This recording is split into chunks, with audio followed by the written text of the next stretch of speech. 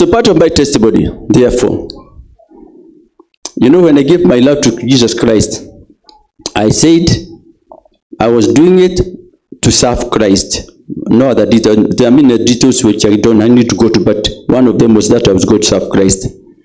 So for the first 23 years in my life, I enjoyed as a street preacher. And Karaja will tell you that his father used to preach with me those days when we were young. We would go out in villages, preach the gospel. But a time came when I felt I needed a bit of the church now. So from 1990, then I joined church, Africa in that church, at least I can say which church. That's why I'm wearing this uniform. Africa in that church, where I ministered for a couple of years. 1996, I told them, no, I want to go on study leave. As far as they're concerned, I'm still on study leave. They're still hoping that one of the days I'll go back. But I think that's a little too late to go back. So, for 23 years, I was like that, street preacher. Then in 1995, I was requested to become the university chaplain of this university, this beloved university, where again I served for another 23 years until the year 2018, when I retired from that. And then I got into a very interesting ministry, going out of the country telling people we must not go back to our traditions. If you are for Christ, be for Christ.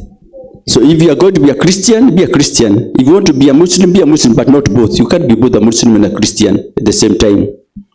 So from 2018, that has been my main preoccupation. Maybe another 23 years. Then after 23 years, I call it off. But really, I have really enjoyed, I think basically I'm saying I've really enjoyed being part of this church. And I really want to continue praying for this church. Whether I'm here or not, I'll continue praying for this church, because these are great people, all of us here. The congregation, everybody here matters. So never think you don't matter, because if you're in the list of one of the leaders who are praying for you, then surely you matter to the church. And that's why it's important for you to register, so that we actually know who you are, who we are praying for. But that is, having said that, this is a church that I'll keep all my life, knowing that this is a church where myself personally I grew and benefited a lot. I hope also benefited somebody.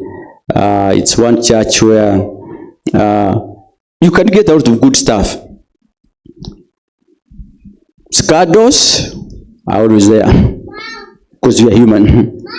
But if I've been in this university for 39 years without a very major scandal, then I say, God, by your grace, you are good. Because scandals come every day, from everywhere. One time I saw my name on the newspapers. It was a major scandal. I said, what is it now? As a builder, I was doing Hall 7, and my name was put there as one of the people to be investigated.